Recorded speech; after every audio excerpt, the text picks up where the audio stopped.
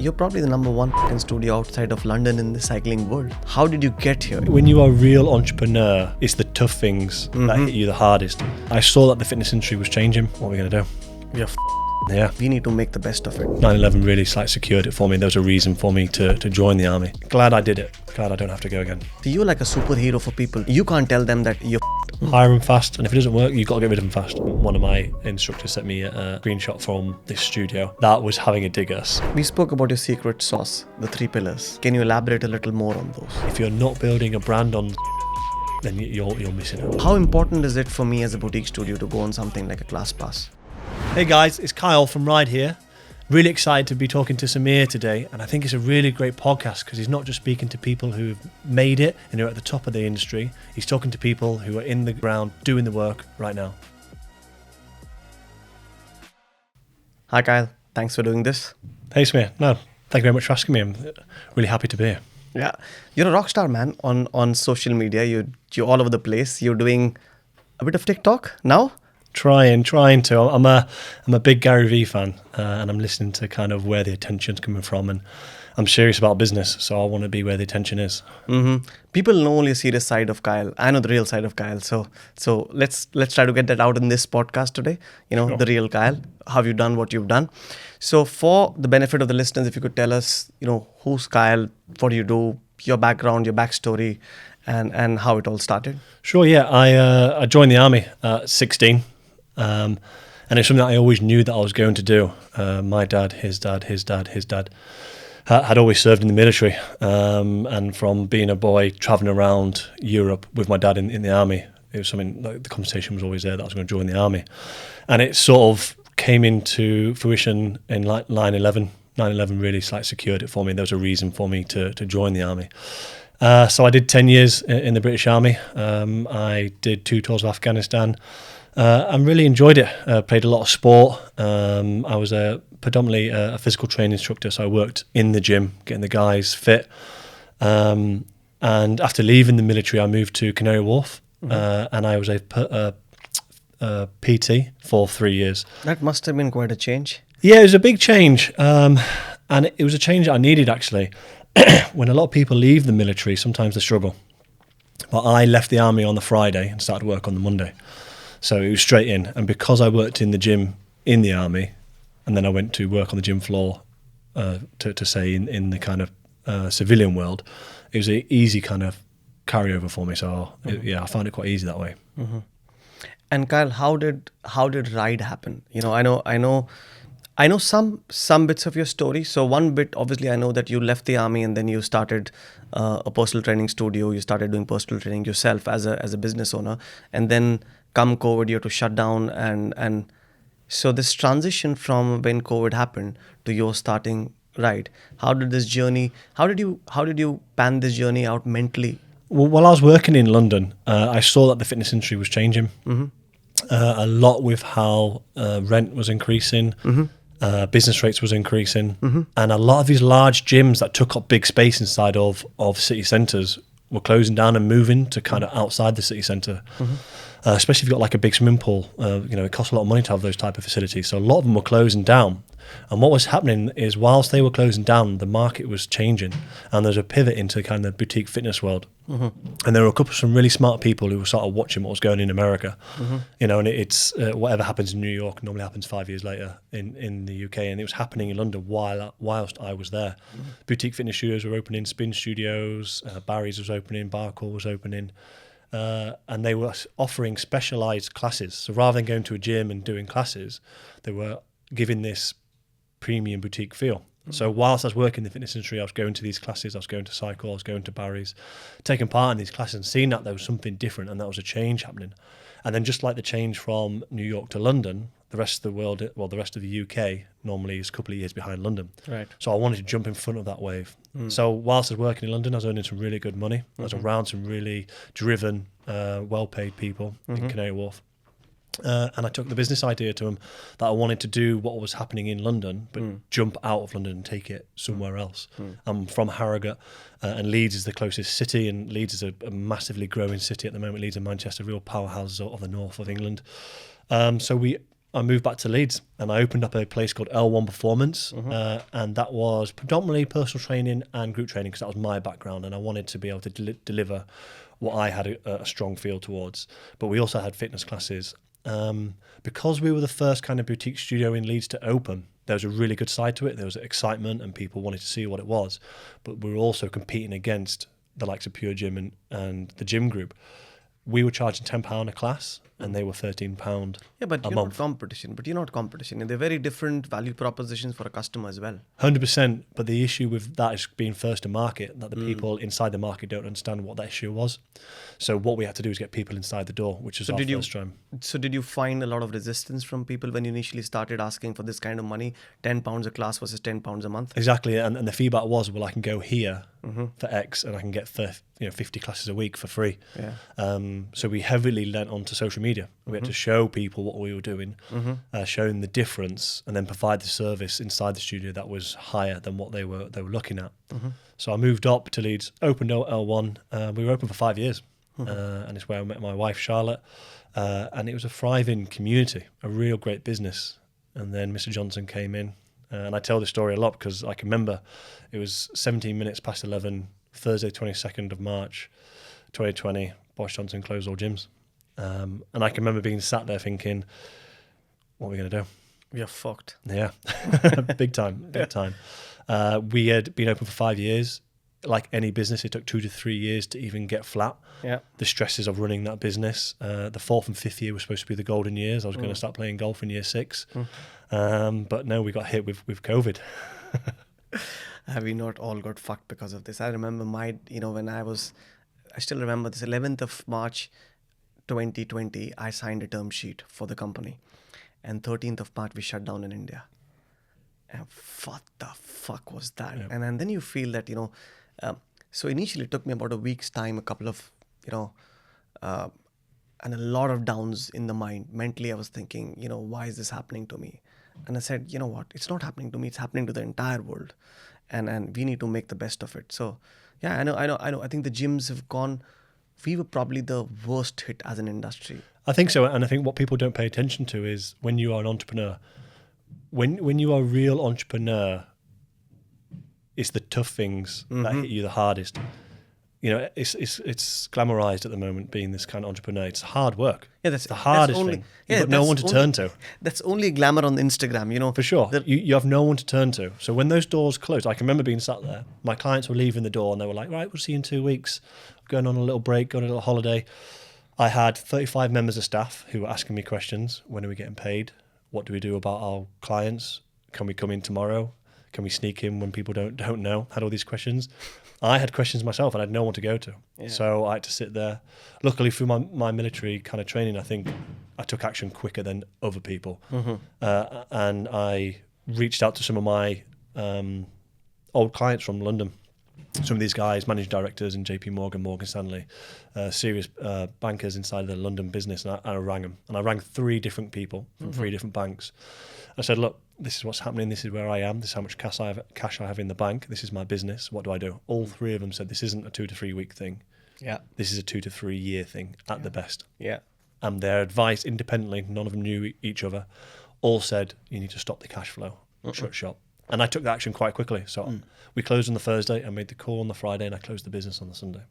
And I had a lot of feedback negatively from my staff, not understanding why I had to make that decision, but also from colleagues within the industry who were saying, why are you doing this? It's going to be okay. We'll get it sorted. And hindsight's always a great thing, but I'm glad I made that decision. Yeah. And I also wanted to make that decision when I was cash positive. Because you're not making it from a stressful position. I had cash in the bank and I wanted to make the best decision. 1, because I knew this wasn't the end of me and I wanted to do it again. Yeah. But 2, I wanted to be able to look after people. So we made people redundant who worked for me for more than 3 years. Even those that are self-employed got a cash payout. And all my clients got their membership and credits back. Because I knew if I opened the door post-COVID, if I treated people right, they'd come back to me. You're right. One of the things you mentioned, Kyle, was around, because you came from the military background. Tell me your experience in the army, especially, you were in Afghanistan. That's not a fucking good place to be. And I've had friends who've served in Afghanistan. You were in Pakistan. And those are very, very difficult terrains to work in. And I also know that you went in when you were a fucking teenager. Yeah, exactly, and it's a real eye opener when you join the military in Britain. You join at 16 as a teenager, young man, and everybody else is 16, 17, 18, 19, and you think this is just the norm. When I went abroad, you realise that there's not many other militaries that send young soldiers like that age out there. A lot of countries, you have to be 21 to deploy. In the UK, you'd be 18. So when I was out there, we were the youngest kind of army. Boys on the ground were young 18, 19 and 20-year-olds. But we were the best. You know, we were in the places where the jobs needed to be done. The British Army were doing it. Especially at the time in Afghanistan, we had a lot of experience within our military from Northern Ireland. We had a theatre that had only just finished in comparison to other militaries, which is why we took the lead. But yeah, I served in Kabul, the city centre, at the country's capital. Not like the city centre in Manchester, is it? No, not at all. It was completely eye-opener. I went in 2007, I think it was, so we've only been there a few years. Yeah, and it was an eye-opening experience. Glad I did it. Glad I don't have to go again. Mm-hmm. But why do you say glad you did it? I think it sort of made me who I am. You know, you learn from your experiences. At school, I wasn't the SWAT. I didn't do my homework. I didn't do my coursework. I wasn't the naughty boy in the class. I was the dreamer. So I was the kid that sat at the back of the classroom, staring out the window, not really taking in what was being said to me. And then when I joined the army, because in the school it was sort of learn this, repeat this. I don't think a lot of young guys are good at that kind of thing, especially at that age. And when I joined the military, it was watch this, copy this, and I excelled. Being hands-on, being shown how to do things in a team environment, definitely was the making of me. Kyle, have you had any like near-death experiences in the army, or you felt very insecure, or felt that you in midst of something where you feel you could actually get harmed really badly? Yeah, there was a couple of times over in Afghanistan where it came close, and it's not something that I've opened up or spoken about in much detail. But yeah, there were definitely eye-opening experiences where you sort of question yourself to think, why are you here? Why are you doing this? If you've not told this to anybody, you're telling it to me. Come on. What happened? There was one of the times that really got me going and sort of opened my eyes up to the threat that was happening in Afghanistan. When you go out on patrol, you can go out on the ground and there are people there saying hello to you, saying good morning to you, treating you. But on the way back, the threat is that they completely change. You don't know who they are, they don't know what they're doing. And a couple of times, especially with the VBIEDs, the vehicle-borne IDs that came close to our compounds and our vehicles, really sort of opened our eyes to being more aggressive with our movements. Tell me, what do you learn from this which you think has helped you as an entrepreneur? I think what I learned most was probably sometimes that there isn't always somebody that's going to come help you. That you have to get through the hard points yourself. And in the military, you work in kind of sections of like 8 and 12, so there's not loads of people. There's a rank system, lance corporal, corporal, sergeant. And once you get to that kind of corporal sergeant position, there's no one else above you, especially when you're out on the ground to make tough decisions. And I think that's the same in the entrepreneurial world.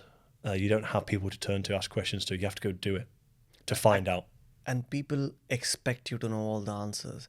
100%. You know, one of the things for a successful entrepreneurial leader, even a senior leader in an organization, is when you walk through the doors of your office, if people are feeling down, they're feeling insecure, just by virtue of you being present there, they should feel secure and they should feel that, you know what, fucking this guy is here. So you're like a superhero for people. You can't tell them that, you're fucked mentally or, in your head. There are 100 problems you're trying to solve as you're talking to somebody. You may walk into a room to close a deal knowing very well that there is shit which is hitting the ceiling, but you still need to make it happen. Yeah, we have it in RYDE quite a lot. As a business owner, I can be dealing with our ceilings falling through, the drains not working, staff not turning up. And then in 5 seconds later, I have to be able to talk to a customer, a team member, and they have to know nothing's going on. That everything's. So how do you learn to compartmentalize? I don't think you ever learn. It's a case of understanding that if you crumble, everything crumbles. So you have to be at the top, and you have to be shining all the time, which has its own strains. Multiple times, I've been running a couple of businesses where at the end of the month we've not had enough money to pay employees, but then you've got the employees ringing you saying, "Oh, we're just checking we're getting paid at 12," and like, "Yeah, we'll be getting paid at 12," and it's 11 5 to 11:55, and you have to ring family. We have to go into our savings. And yeah, it's tough, but you can't let onto that business. But like when I say it affects you, is then you go home, and that's when you crumble sometimes. Yeah, I know, been there. Yeah, I know exactly what you're saying. It's and I think the challenge is that because you feel that you're responsible for so many people, it makes you mature so much quicker than you would work for somebody else. When you work for someone else, I call it placed leadership, where people are, you're head of some function within an organization, head of marketing. You could be in the top company, but you're actually not a true leader because, you're not responsible for everything. You are one cog in the wheel and you're doing something there. But the big test, the litmus test is when you have your balls on the line. When you know that if you fuck this up, nobody else is getting fucked. It's not you're getting sacking from a job. There is so much that's riding on you, on your shoulders, that you can't afford to drop the ball at any point of time. And this is where I think people from the military have a good understanding and grasp of it, and it's why a lot of the people who leave do really well post-military. But once you're in the military, you don't understand how much management experience you have, even from a young age. As a lance corporal in a section, you're in charge of 4 guys, a fire team. As a 20-year-old, you're a corporal in charge of 8 guys, 12 guys. And when you're on tour, those guys can be in contact, those guys can be fighting day to day, and you're in charge of their lives, making decisions. As a sergeant, you're in charge of 40, 50, 60 guys. And when you come out into the civilian world, that's like senior management. Yeah, it is. And also, you're living with them. A lot of times when you're in operations, you're living with them. I never joined the army, but my dad retired as a colonel from the army. I learned so much from him in terms of his mindset. Exactly what you said.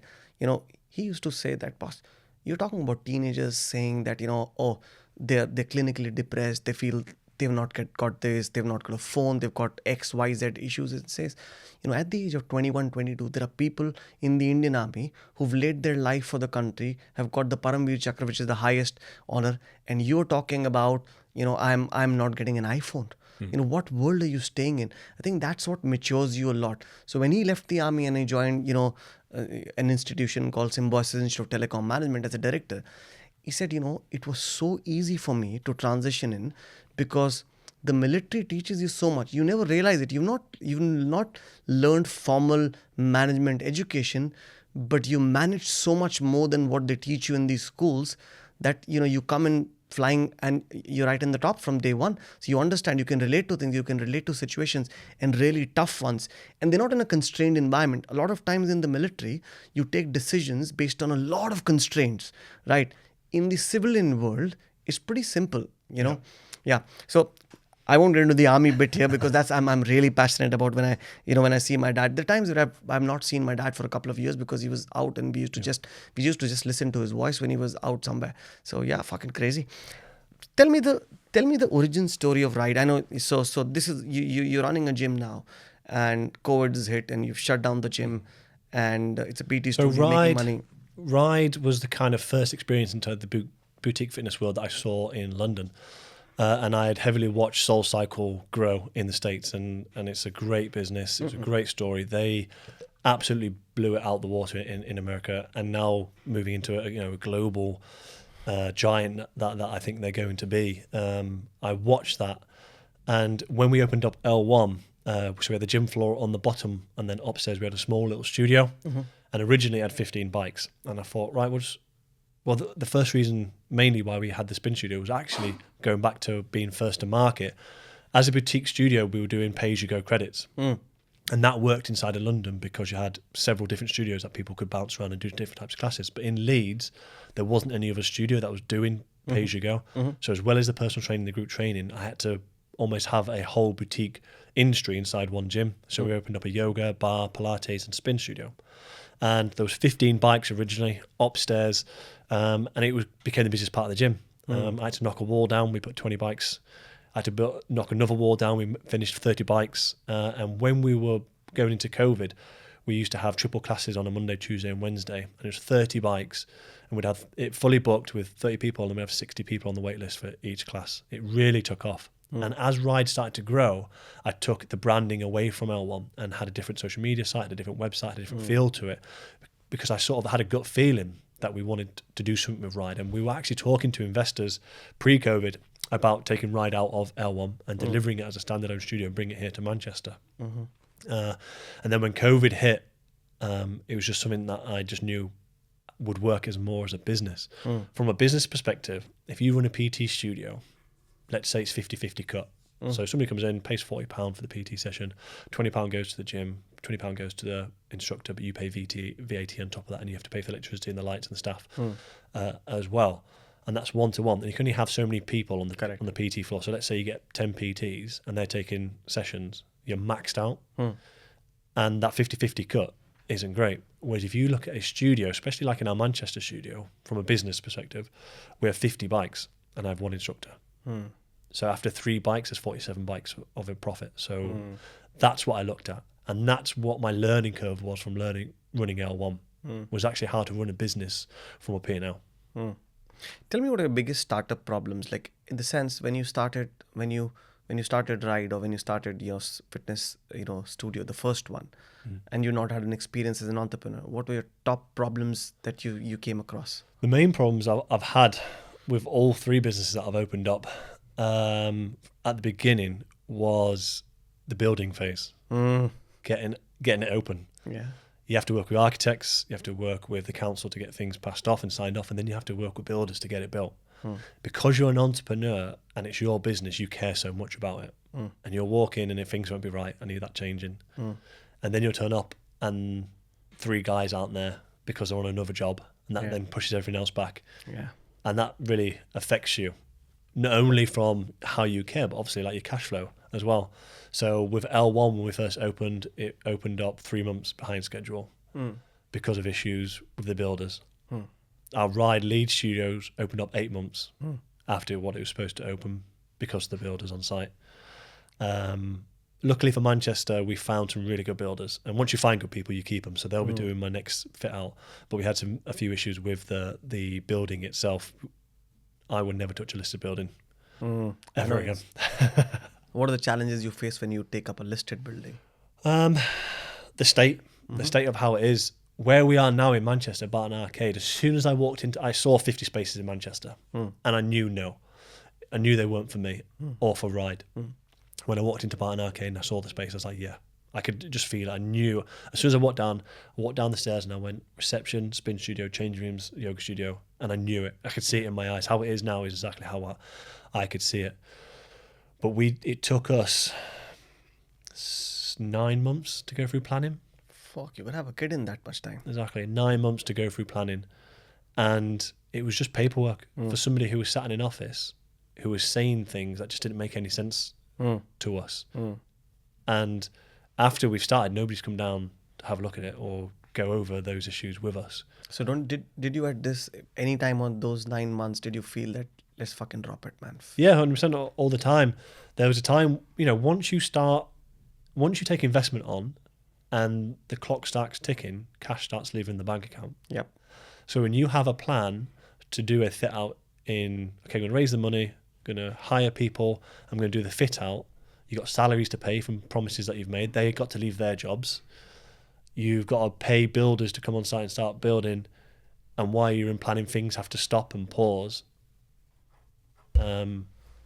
So yes, pretty stressful that time. And how did you manage your investors at this point of time? Because I know it's very difficult when you've taken investors on. You just got to involve them. You got to bring them in on the story. So when you go and pitch to investors, you tell them the story. You've got the numbers, you've got the figures. Yeah, but during this 9 months phase where you were trying to get the property, Did people not get pissed off that it's not? Yeah, 100%. But you've just got to involve them. You've got to tell them. You've got to be open with them and be honest with them. And I think as soon as you try to hide things and not be honest with people, that's when people start asking questions. But I was giving weekly updates, monthly updates to our investors. And because they had heard my story and they believed in me at the beginning, and they could see the finish, this was just a pause. Yeah. And yeah, we got pretty low on our cash reserves before we had to open. And we were speaking about this before. We got our bikes 24 hours before we were supposed to open. So for the 2 weeks leading up to the Manchester opening, nobody in my team knew. Nobody, I didn't let it on to anybody. My family didn't know, my friends didn't know, my team didn't know. The investors, that's the thing that I didn't tell them, that we weren't getting the bikes. And yeah, I was stressed. I was ill. And it was only the morning before our opening we got the bikes delivered. Yeah, people, investors don't invest on ideas, they invest on people, and it's exactly this quality about you that's got people to invest in you, that you've got very high resilience. And once you've decided, I think the difference between successful entrepreneurs and people who've not made it big is just this one word, resilience. You just keep at it. I knew on that opening night there would be bikes in that studio. That's it. I didn't know where they're going to come from. Yeah. If I had to hire a lorry and go get my bikes from a Leeds studio, I would have gone and done that. Yeah. I wouldn't have been surprised. So Kyle, one of the things that I realize about the UK market, obviously since I've moved here, is that boutiques typically don't do as well as budget gyms, right? It's not the US. The US is massive on boutiques. UK, I think, like you rightly said, always is about 5 years behind the US market, and maybe London is just about 2-3 years behind, but the rest of the UK is about 5 years behind. And people are very wary of investing into boutiques because you're dependent on trainers, the quality of trainers, right? If you don't get good trainers, or if trainers move out, a lot of your members move out with them. How did you mitigate this? I think the first comment about the boutique world being tough in the UK is because I don't know if too many people look at the bigger picture when running a business. They think if they make it look fancy and do good on social media, people will just turn up. When I opened RYDE, I was very aware of having to have a high level throughout the whole of the business to attract people. One, you've got to be in the right location. You've got to be in the right place. You've got to be in the right city. You've got to be in the right street. You need to be in different factors. So when we opened the Leeds studio, I knew I had to be close to Wellington Place. I knew I had to be close to the train station, and I knew I had to be close to the city centre. Same with Manchester. I had to be in the right place. But when I opened the studios, and the journey that I took my team and the investors on was that we were going to focus on 3 pillars of what I believe our business is. And I think it sets us apart in the boutique world because we focus on these 3 independently, but as a big picture. And that is product, service, and community. And each thing we do different training on, we have different people involved in, but it fits within the big company. And product itself will bring people in, but if it's not good, it won't keep people in. So product is massively high. So we have in-house trainers, master trainers who deliver the product. We give feedback on a daily, weekly basis to our trainers, and we hold them accountable. And we involve them in the big picture. Even though they're self-employed, they're a part of our team just as much as I am. The product is massively important. The continuous training, continuous making it better, and feedback is a part of that. And then service. When I first wanted to open RYDE, me and my wife spent a lot of time down in London, and we went to a lot of nice hotels because what I wanted to see was how was the Ritz, who charges thousands of pounds a month just a night for a bed, being able to do that. And it was the service. You walk into the foyer of a big hotel. It smells nice. It looks nice. It's clean. You're meted and greeted, and they know your name. So that was a huge part of what I wanted to bring to RYDE was the service, and I believe we've delivered on that. When people walk into our studio, that is always clean, is on point, and they're meeting and greeted by somebody who 9 times out of 10 will know their name. Big part of what people want to hear is their name. And then the third is the community. We don't just take from our community, we give.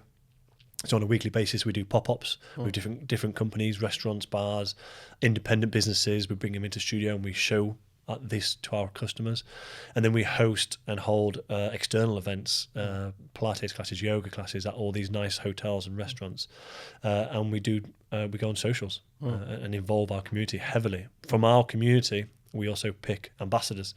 So we bring people from our community to bring them into the inner circle of our team, and they almost come work for us. Yeah.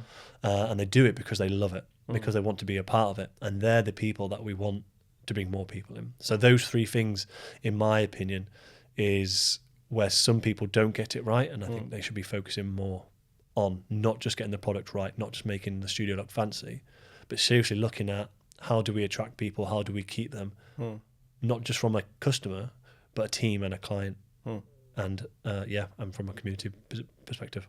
Yeah. So before I delve more into the secret sauce that you've spoken about, the three pillars that you've got, let's talk about your partner. You know, a strong partner plays a very important role, especially as a, you know, when you're on the journey of an entrepreneur. So Charlotte has been your strength, right? She's been there always. Sure, Charlotte's my right arm. Yeah. Yeah, I first met Charlotte 7 years ago. Yeah, 7 years ago now, and I was going through a tough place myself. My previous relationship had just broken down. My son had been taken to Australia without my knowledge and agreeing to it, and I was in quite a tough place. And Charlotte came into my life when I needed her the most, and our friendship and relationship started from we first met, really. And how did you meet her? She worked at L1.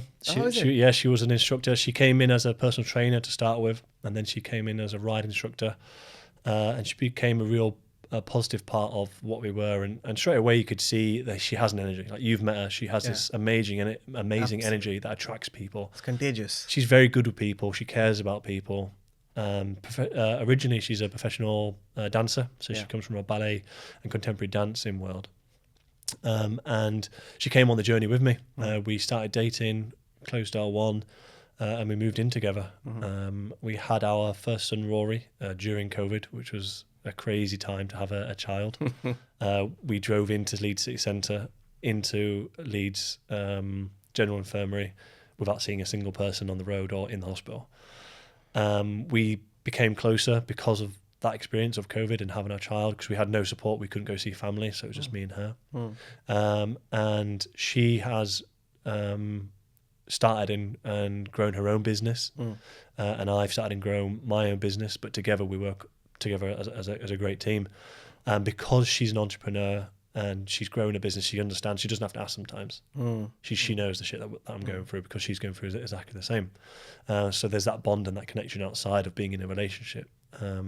And we really like working with each other. She's a huge add to RYDE. The team in RYDE love and appreciate Charlotte. Yeah. She's added some of her knowledge in from social media and how to treat people, how to talk to people, from her industry, and vice versa into her industry. But yeah, she's a rock. She's a keeper. Yeah, and I think she should be on the podcast.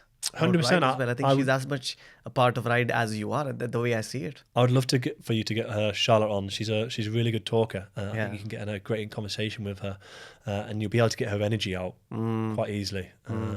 She's a cool girl. Yeah, I know. And everybody, whenever I speak with your employees or people who work there, I don't even think they're employees. It's like an extension of college. When I walk into RYDE, the energy is very different. It's not. I don't know how to put this, but I don't see an employee-employer relationship when you're with your team. I see all of you more as friends, a community. And internally, I don't have a title. Right. Like, I'm not Mr. Harris, I'm not CEO, I'm not manager, owner. Because I enforced that in from day one. But how you been able to do this? Because, even if you want to do it, a lot of time employees will still see you as the boss, and they will still want to be politically correct. Because you've got to bring them on the journey with you. So from day one, just like I took my investors on the journey with me, like I take my clients and customers on the journey with me, the team come on the journey, and that starts from day one, week one, when I met them.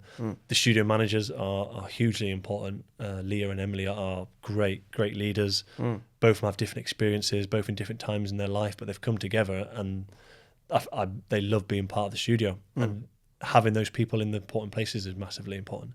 That passes down to the team.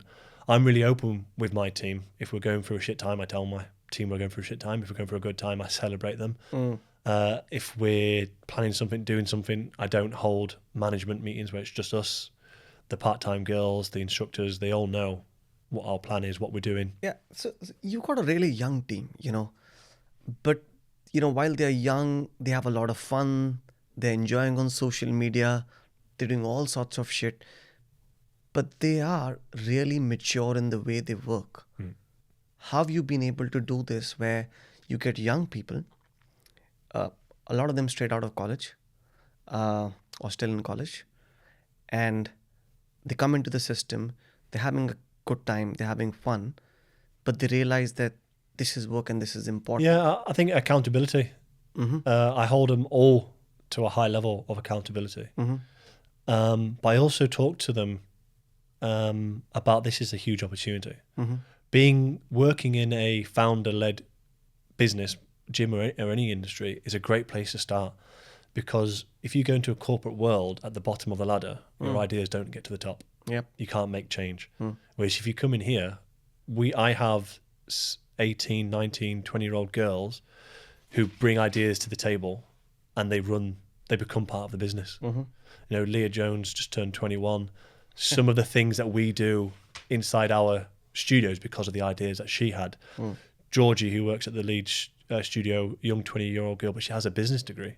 So I tap into that, and we bring it to the table, and I empower them to bring things to the table. And I think it's all about, the old saying, work hard, play hard. They can go out and do what they want when their social life is their social lives. But in the last 2.5 years, from my full-time team who I have now, I've never had somebody turn up drunk or late or not being able to do their business because they've been brought on the journey. They know where we started. They understand the story of L1. They bring in, they get brought to the family, they introduce to Charlotte, they become part of the team. But they also know where we're going. They all know what our plan is. Our plan is to get a 3rd studio next year. Our plan is then to raise money and take on 5 studios. Our plan is then to move into a franchise potentially.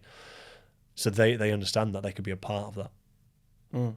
So we spoke about your secret sauce, the 3 pillars. Can you elaborate a little more on those? Yeah, sure.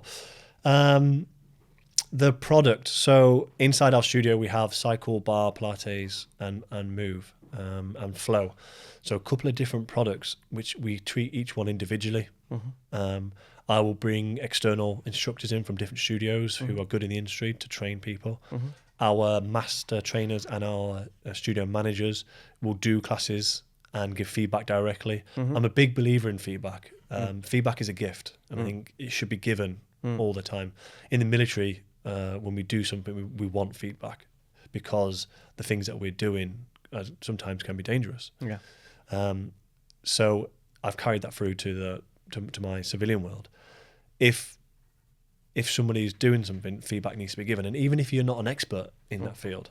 So if I get my front of house girls, my most junior front of house girl can ride my most senior cycle instructor and be able to give feedback, because we've created a system where they can't necessarily give feedback on how good the instructor is from a coaching level, but they can talk about how they started the class, how they finished the class, how they interacted with the clients, the lighting, the aircon, all these small little details that they know that I pick up on, they pick up on and give feedback directly. And feedback is given throughout the whole of my business, from my board of directors. So we have a chairman, myself, and an FD on top of our board. They give feedback all the way through to our ambassadors giving feedback, and we empower that feedback. So the product is massively powerful, making sure that it's on point, making sure that it's the best that it can be, so that every single class is as good as the last class, as good as the next class, because you never know when your first time client is going to turn up. So making sure that the product is on point. That also comes into the equipment that is used inside. So we have the best bikes that money can buy, the best equipment that money can buy for what we want to do. It's always top notch. If there's a rip in it, it gets replaced. If it's dirty or worn or torn, it gets replaced. So the product is one of the main. I send instructors down to other studios to go do classes to see what's going on in the industry. And like I say, we have master trainers who train our instructors internally. Community was a huge part going into this business, and it wasn't something. I had two pillars: product and service, and the third one came in naturally by itself. Pre-COVID, we didn't have a massive feel for the need for community, because everybody was working Monday to Friday, 9 to 5, and there's a norm. Post-COVID, people had been at home for 2-3 years. People were working in offices where they didn't have to go to the office for 2-3 days a week. And there was this feel that people wanted to be around each other. And we jumped on the back of it. And we brought the community in, and we treat them as a community. We ask for feedback all the time from our community. We connect with our community. You know something? The word community in our industry has been actually bastardized.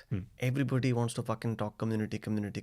Everybody, right from a budget gym to a leisure center, everybody talks about community. But everybody's not doing what you're doing. So what do you think you're doing differently? How would I describe a community? A community is when somebody who comes to your studio will, without blinking, tell somebody that they know about the community. That's community in my opinion. I think there's a very good book that I always refer to. It's called, Employees First, Customers Second. Yep. I think that's the hallmark of a good community. I see that your employees are, honestly, when I come to your studio, I can't differentiate between your employees, freelancers and members, because they all seem to be having fun in what they're doing. Yeah, that third pillar, the word community, covers me, my shareholders, my investors, the team, the instructors, and the clients. That's the community. They're all one. Yeah, and I happen to know some of your shareholders. So one of your shareholders always talks about how he goes and, a lot of times entrepreneurs are very wary of getting shareholders involved with the teams. But you guys have a good system where, your shareholders also go to the gym, talk to people, feel that they're part of the community, part of the journey. I think one of the things that you mentioned, and I don't know if you realize this, but just because you take people on with the vision that you've got and they have clarity of what you're thinking, it makes them a part of the story. It makes it their story. Yeah, for sure. So once you realize that the easiest way to get or build a community is by being transparent and sharing your vision. So do you do this formally, or is it that just when you turn up at work, you're talking about what you're doing? What's the communication strategy? Formally, I do it with the managers. They get fully brought in. They completely understand, and we sit down and we talk exactly what our pattern is. And then the rest of the team, it happens naturally.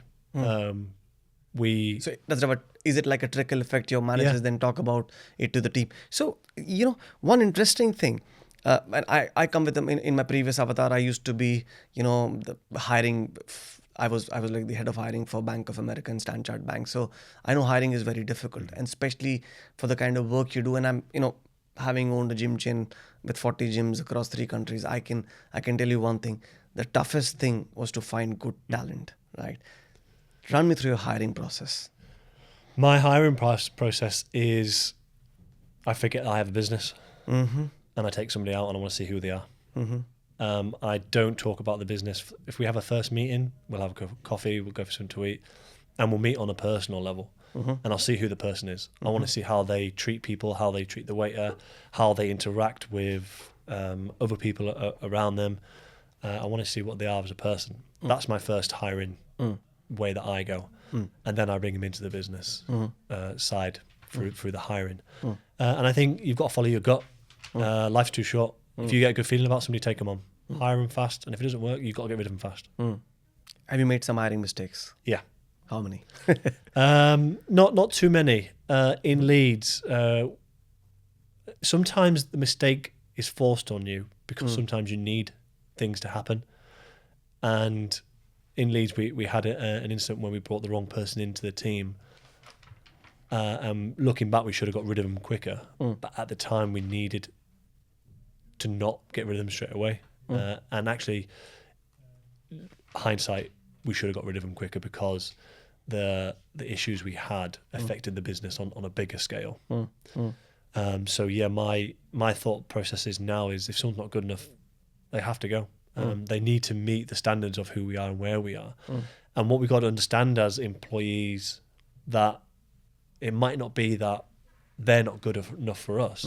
We might not be good enough for them. They could be on their own journey somewhere. Because we're a startup business, potentially what we might not be able to support them in the way that they need supporting or the way that they want to grow. So I also look at it in that aspect. If they're not right for us and we're not right for them, then they shouldn't be with the company. You said you're a startup business. You're probably the number one fucking studio outside of London in the cycling world. Yeah, we just hit a big milestone that we are. So there's a third-party software, ClassPass.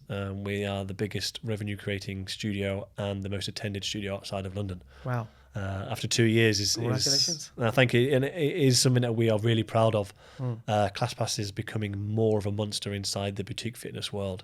So to be given that kind of, not title, but reward, or being informed of that information is great, because we are competing against some huge giants in the industry that have a lot of money behind them, have a lot of time and experience. So yeah, it's something that we're really proud of. Yeah. So how do you, as a boutique, a small studio, startup, as you may call it, initially started bootstrapped and got people on board. You don't come from the industry per se. You're from the outside world, if you may call it. And how did you get here in terms of being able to get your studio to a place where it's the number one studio in terms of revenue or booking of classes? As well as the three pillars, I'm big into social media. I believe social media is the place where attention is created, and if you listen to kind of the guys like Gary Vee, it's a big currency. Getting people's attention and keeping people's attention is huge. So on our social media at the time when we first opened RYDE, people weren't showing what was happening in the class or what was going on inside the studio, because they were worried that people would steal their idea or copy what they were doing. Whereas that's what I show. It's creating FOMO. It's showing people how much of a community is, what the community looks like, what our studio looks like, how good our studio is, and what our product is and how good our product is. So the three pillars are being shown in our social media. And we're not Jake Paul, we're not these massive big influencers who have big followings.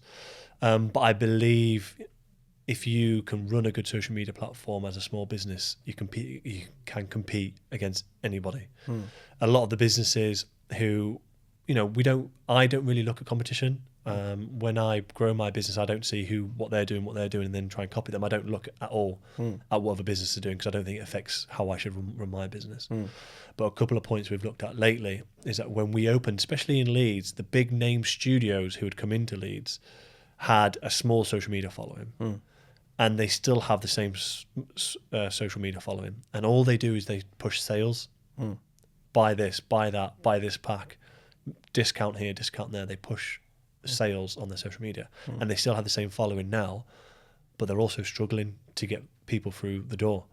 Whereas we opened up with 200 followers, we've got 14,500 followers in our RYDE studio, which isn't massive, it isn't huge, but if you look at our engagement, we have over 750,000 views on our page every 30 days, and that's where we go. We put things that people are attracted to, where attention is given to.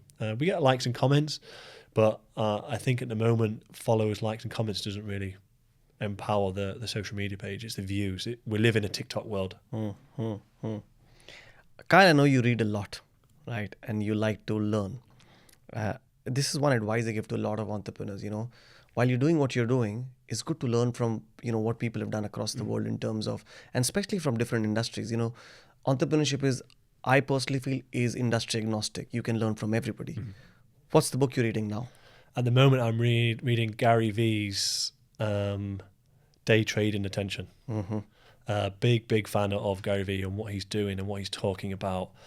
And I call reading a book like reading, almost like saving time. It's like traveling into the future. If you can get somebody who's been there, done it, knows what they're talking about, and has shown evidence that what they're talking about works, and you can read that book in 3 days, and you can learn what they've learned in 30 years.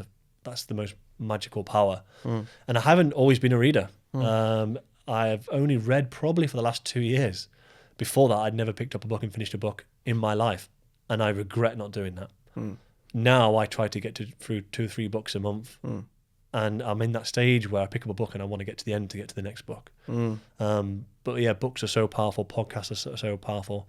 Whenever I'm driving to or from work, there's a podcast in the background. Whenever I have 10, 15 minutes free, I have a book in my hand. I hope you've subscribed to my podcast. Yeah, always. Kyle, I remember one episode. I have to get this out of you. You remember you had to close down your studio for a few days, and some competitor posted online about your classes getting closed and took a fucking dig at you. Yeah. Can you tell us about that? Yeah. There was another studio in Manchester that did the same product or does the same product as us. Or claims to do the same product. Claims. When we had an issue, so our ceiling fell through and we had to close for just short of a week. Within half an hour of us making the announcement that we're having to close, one of my instructors sent me a screenshot from this studio that was having a dig us, proper dig, saying, I can't remember what the words are, but something along the lines of like, come join us, we never close, we wouldn't close our doors to you. And I was petty. But instead of rising to it, because my instructor was like, I'm going to send a message, I have some fiery members of my staff who were ready to unleash hell and go at it. And I said, no, let's buy into this and use this. We are better than them. So what we did is on our social media post, I retweeted, reshared their post. And I told my customers, because what they offered anybody for that weekend, free classes for the weekend when we were closed. And I said, guys, this studio has offered free classes for the weekend. Off you go. We'll see you for Monday. All the RYDE members. Yeah, for all RYDE members over the weekend. And I said, we'll see you back in the studio Monday. And Monday morning when we reopened, our classes were full again. Did they get that post down later? They deleted the post, yeah. It's I'm not born that way. But that was a big dog move, huh? It was, but it comes from, I know I have the best staff, I know I have the best team, I know I have the best instructors. Self-belief. 100%. I knew that probably by sending them, my customers, to a different studio who might not have experienced that, will come back and even appreciate even more. And that's the message that we actually got from our customers. And that's the confidence you have in your product. Yeah. So one of the pillars being product, which is extremely important.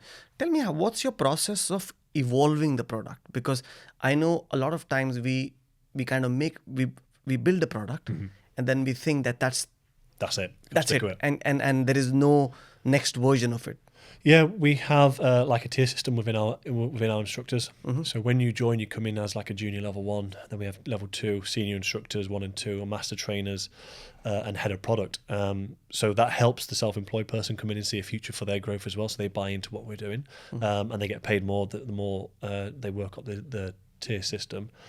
But from a kind of evolving the product, it is by having this feedback, this continuous feedback. So we have the tier system of people evolving, and what they're allowed to do is they come in, they have a blueprint. So we show them what we designed. Here's our blueprint for the first tier 1. You have to teach this because you're going to learn from it, and we're going to give you feedback on this. Then once they go to onto this second level, they get another blueprint, and they have to stick to that blueprint. So they were very formal on those 2 blueprints. They have to stick to them because we know they've worked. We've been doing it for a long time. We've designed them. Everyone's gone through the system, and the feedback is designed on those 2 blueprints. When they get to senior level, we allow them to change a few things. When they get to senior 2, they can change more things, and when they're master trainer, they can do whatever class they want. But by the time they've got to master, they've gone all the way through those years of training from the blueprint, having feedback to be able to design and deliver their own class. So when a customer comes in and does a class, they could be doing a blueprint class 1, blueprint class 2. They could be doing a senior instructor, which is a blueprint but with a little bit of a change, or they could be doing a master trainer, which is completely changed and from the blueprint. So there's always that different feel to it. But the biggest thing is the master trainers delivering the training and the feedback that we give to our instructors to make sure that they're always on point. And do you do this for all your products? Because I know you ride while yeah, we have Cycle, yeah, which is our main products inside the studio. And we do exactly the same for yoga, bar, Pilates, and Move and Flow. They have a blueprint when they first come in, so it's like they come in, they understand what the brand is, they understand who we are, what we are, and they can deliver that class. And then as they evolve, we give them more freedom to be able to do what they want to do, and then they're held accountable by delivering it. And we have, say for example, Move instructors We have some people who stay directly to the class, to the blueprint, because they love it and they just evolve it and change it, but within the blueprint. Or we have people who come in and take high rock style classes, people who take CrossFit style classes, personal training, and that's because of who they are and what they are. And we encourage that because if you don't have energy in what you do, then energy won't be passed out to the customers and the clients. And I don't want to put people inside boxes. Kyle, you started at Leeds. It's a uni city, not as big as Manchester. And obviously, because it was local for you, you would have had more confidence than you would have when you're coming to Manchester. What was going through your mind when you decided in Leeds, I need to go to another city, and that city is going to be Manchester? Tell me the process. When I first went to Leeds, I opened the gym, the builders were in, and it wasn't till about 8 weeks before we were opening where I thought, all right, I bet let's get some trainers now. I didn't know anybody in Leeds. I hadn't been back to Did you not? for a long, didn't know anybody. Oh, okay.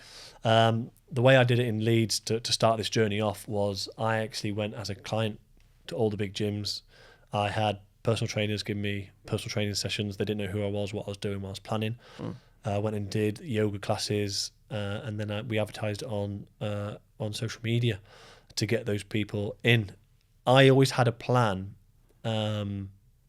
to bring people in from the performing arts world.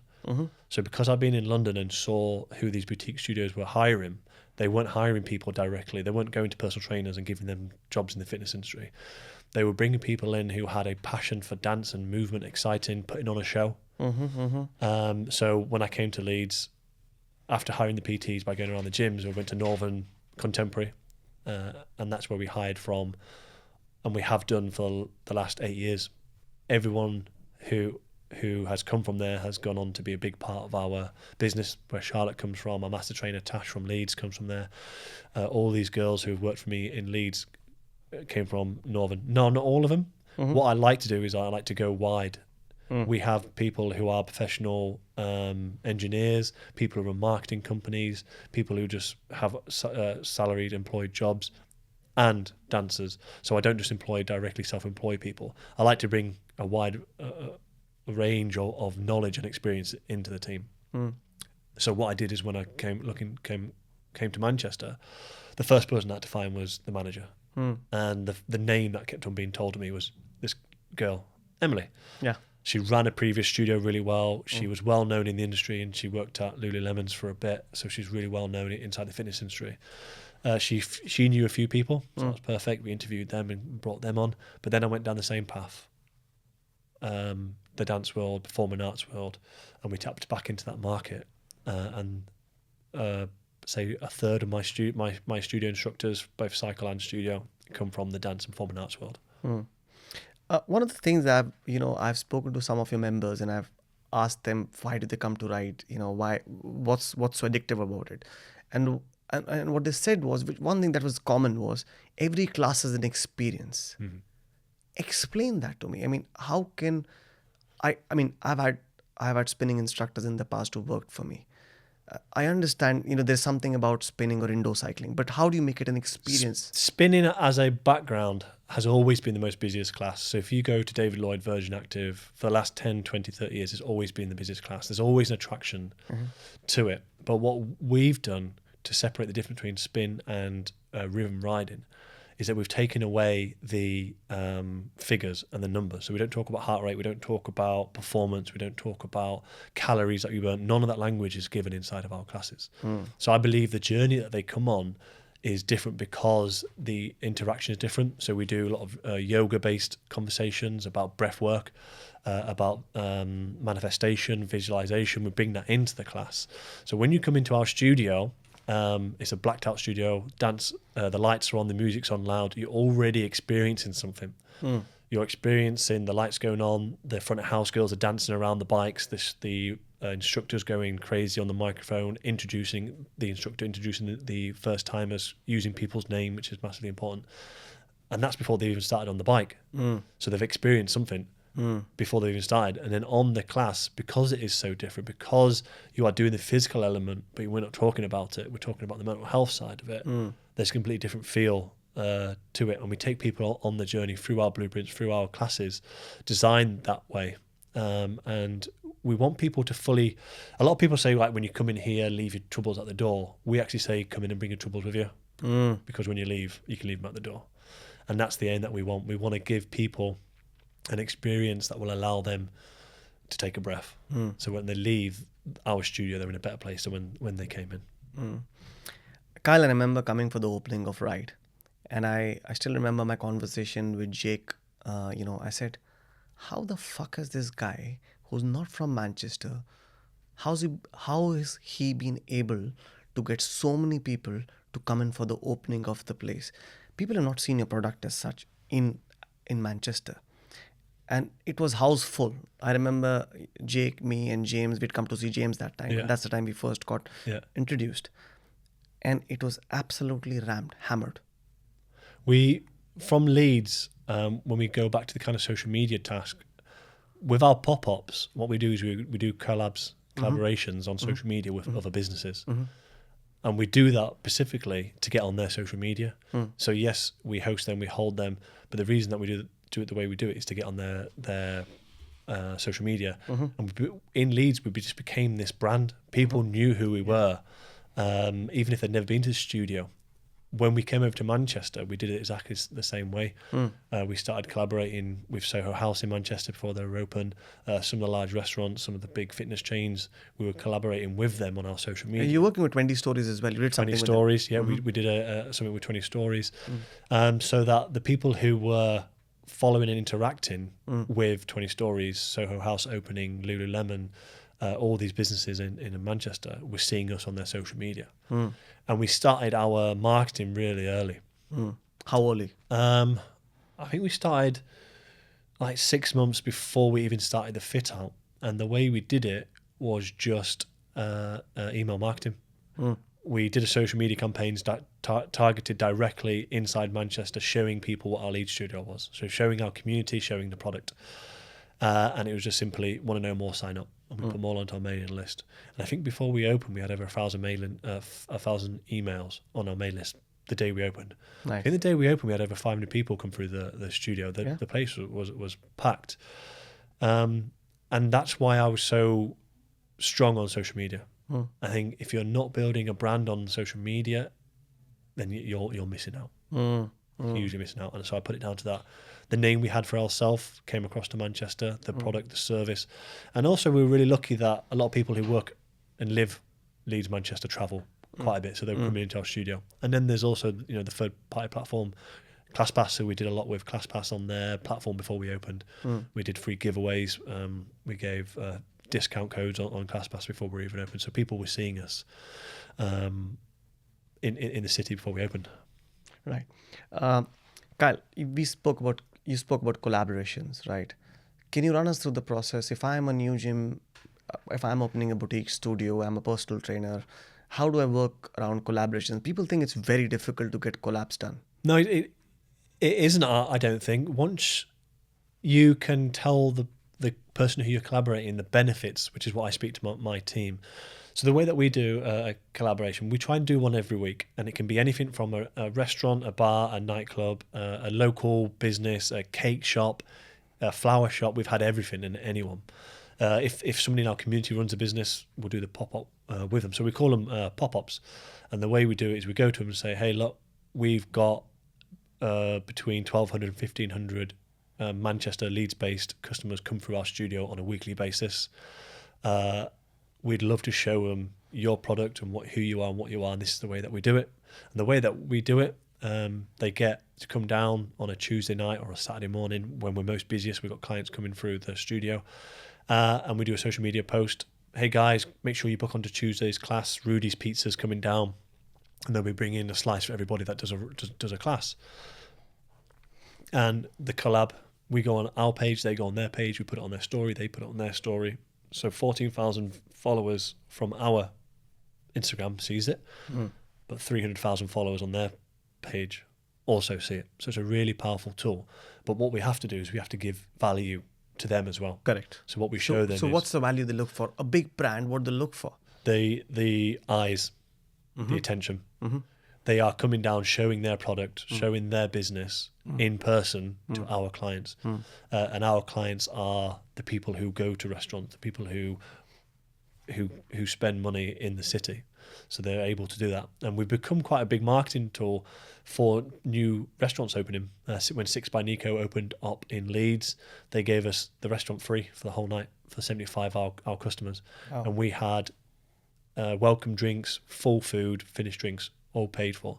And they didn't expect any influence. They didn't want professional football, rugby players turning up. It was purely our customers. And even though our customers aren't all influencers and heavy on social media, they knew that they were the people who were actually going to go to that restaurant, book meetings. We have lawyers, accountants, all these people who work in the city who now use those places. And so it's showing them the value of them coming down. And we have repeat business with these people now. You know, Gaucho, Leeds will come to our studio 5-6 times a year. Nike has done a one with our Leeds studio. Big brands are now seeing the benefit. And it's the same, you know, I'm sure 5-10 years ago, the way you did marketing was you paid a marketing company 10 grand, do me your marketing. But now there's so many ways to do it. Micro, macro, influencers, social media, paid ads, in person. It's still one of the most powerful things that you can have.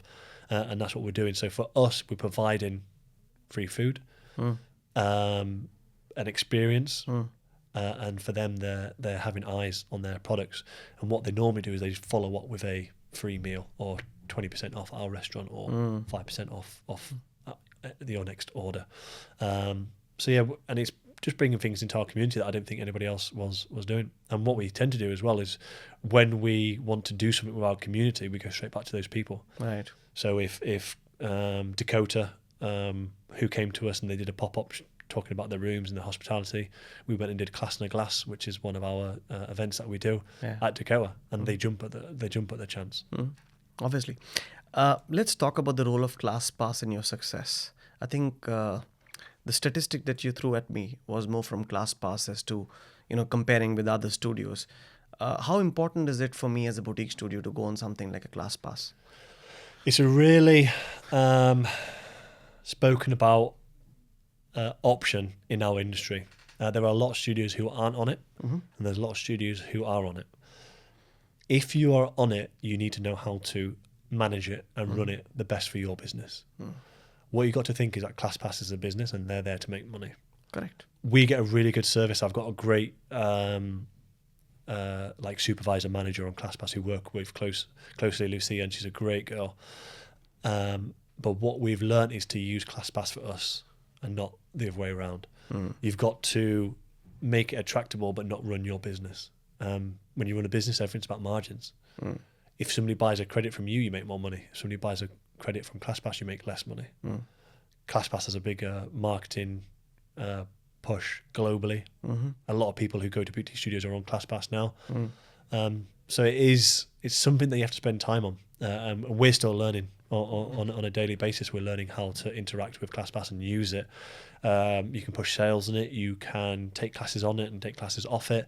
But they give a lot as well. You're on their social media platforms. You advertised on their third-party software. So it's not something that we took lightly. It was an educated decision after making calls to people who I knew in the industry who had used it, who hadn't used it, who had good experience, who had bad experiences, but also the customers, interacting with them, finding who had what they wanted, what they didn't want to do. And at the moment, it's working for us. And we're really grateful for ClassPass and what they do. And what's your team's view on ClassPass? People who actually work and use it.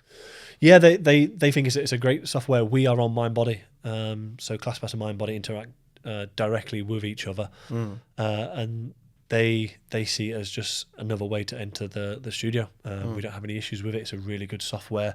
It's been going long enough that there's no bugs on it. So yeah, it fits really well in what we're doing. And the team that use it on the back of house, it's just part of the everyday business now. Kyle, last few questions for you.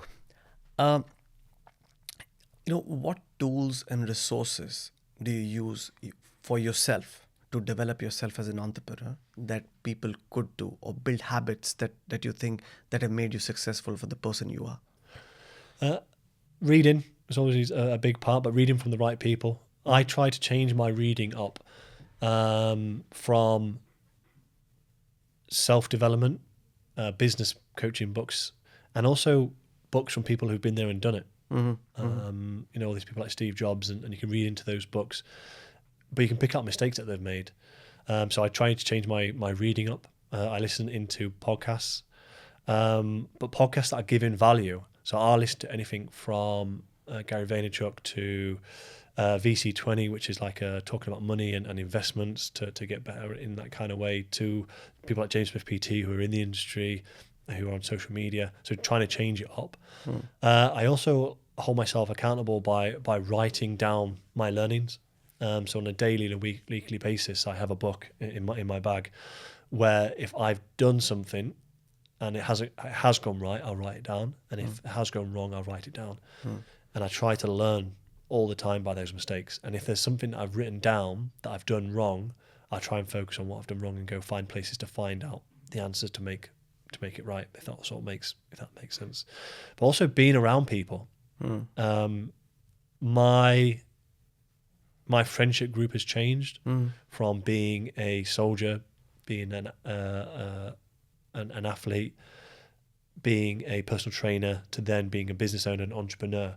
My people have changed. You know, it's the old saying, is it the 5 people that you're around is an average that you become. And I believe that. I have become more open to being around better people. And the way you tell who's a better person is by what they're talking about. If you're in the room and they are talking badly about other people, when you leave that room, you're going to be the part of that conversation. Right. If you're in the room when they are talking about investments, family, being a better guy, being a better human, growing businesses, treating people correctly, that's the room that I want to be in. And that's the room that I think people need to get into, and you should go find those people. I think it's important who you hang out with, and, you know, like you said, the 5 people you're around are the people you actually become the person, 100%. you know, who you interact with a lot. Now, last question, right? See, the reason I'm doing this podcast is because I think gyms are very undermined. You know, people don't understand. When I say gyms, fitness studios, all included, they're very undermined. People don't understand the impact they have in the lives of people where they move around. Yeah, and that's why I want to do this.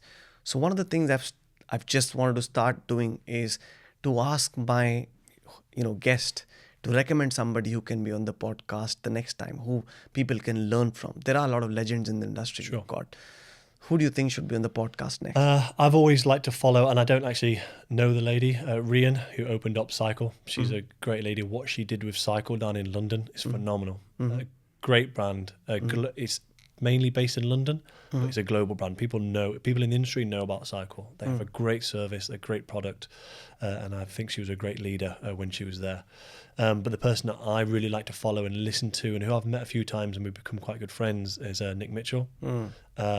He opened up his first UP studio when I was in London. Wow. And I followed his journey all the way through to him exiting or not being in the same position that he is now. And I think he has transformed the fitness industry to being a proper business. And I didn't mean that in a bad way, but he's put infrastructure into place and opened people's eyes up to the boutique world of, he does PT, but it's still exactly the same. So yeah, I think if you get Nick on, that'd be a very interesting call. I've had one long interaction with him before he was entering the India market. I think this was 2017 or 18 when I spoke to him once. And obviously we've exchanged messages on LinkedIn, but, you know, I've had a long call with him and tried to understand what he does. I think a hugely respected person. I have a lot of respect for him, because one thing I really like about him is he doesn't mince his words. No. If he were a dickhead, he's going to call it out. For sure. You know? And then that's very important. Thank you for doing this, Kyle. I think I've taken back a lot, and for the audience, for the viewers, they would go back wiser.